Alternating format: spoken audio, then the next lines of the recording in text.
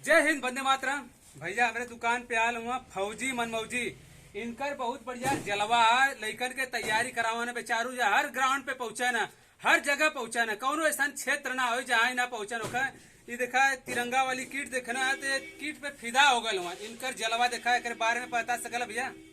भैया ये बताओ कि यही तिरंगा बदे लड़का दिन रात मेहनत कर रहे हैं। अब फौजी जवान अपने सरहद पर ये तिरंगा का शान सम्मान के रक्षा खातिर अपन जान दे देला। वाह, ये तिरंगा का बहुत महत्व हमन की जिंदगी में, हर एक भारतीय की जिंदगी में। तो हम चाहते हैं कि भाई की दुकान पर जितनी तिरंगा का साजो सामान होके बढ़िया से बढ़िया ओके पहिरे लोग तैयारी अपन करें।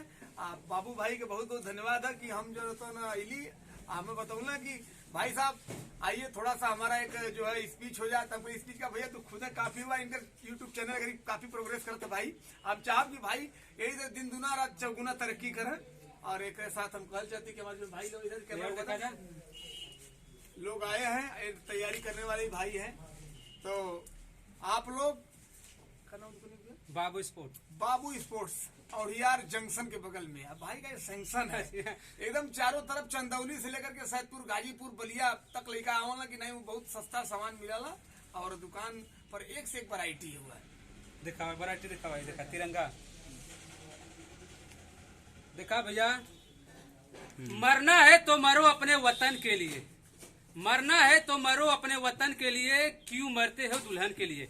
मारे जाओगे हुस्न के गलियों में, नसीब नहीं होगा एक गज कफन के लिए। अगर वतन बदे मरबा तो दिखाई तिरंगा तो के लपेट के मिली।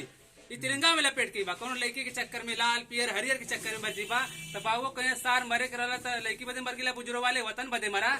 हर आदमी तुम्हार सपोर्ट करी, जहाँ तुम्हार मूर्ति बनवावे लाख रही वहाँ तुम्हार मूर्ति बन जाई। वतन बदे मरा, मूर्ति हम बनावे तैयार है। देखा मूर्ति बदे तैयार हो गया।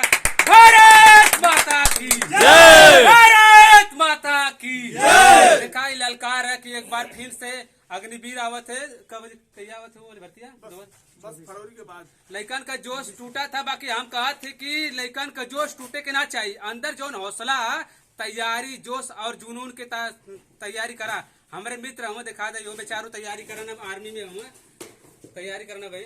बनारस आर्मी वाला जितना भी लड़का दौड़े ना वो लोग हमारा अलग से डिस्काउंट है। जे के पास अगर पैसा ना होगा ओकर बदे हम हाजिर रही, हमसे बिना पैसा के तू सामान ले सकेला। हमारे चैनल है बाबू स्पोर्ट 99 के लाइक और कमेंट और शेयर जरूर करा, हर आदमी के पास पहुंचे। ये देखा इनकर भाइयों का चैनल है, क्या नाम है तुम्हार?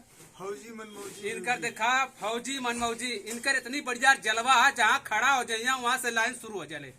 और देखा बहुत बहुत धन्यवाद भैया कि तो हमारे दुकान पे भाई आपका जगह दिल में है। वतन की आन पे मरना, वतन की आन पे जीना, अपना कफन तिरंगा, तिरंगे में दफन होना। इनकलाब जिंदाबाद, इनकलाब जिंदाबाद। देखा भैया जब हमारे यहाँ भारत माता की इनकलाब जिंदाबाद बोलल जला तो यहाँ अननाय लगेले और दुश्मन का तब जनता हुआ तावत अगाड़ी हिल जाले, उन्हन का फेफड़ा लीवर काप जाला। जब सुबेरे उठल करा कम से कम कुछ ना बोल पावा तो भारत माता की जय बोला। माई बाबू कभी भी सेवा करल करा। देखा बहुत लोग हुआ दौड़े में बहुत तेज हुआ, उजान तो सक्सेस काहे बदना हो पाओ ना। माई के सेवा ना करवा तो सक्सेस कहाँ होगा। पहले माँ बाप के भी सेवा करल करा। भारत माता तो भाई अपने सिनेमा में बसल हुआ, फाड़ के दिखा दे जाए तो जहाँ जब इच्छा करी तब फाड़ के देख सकला। इतनी है।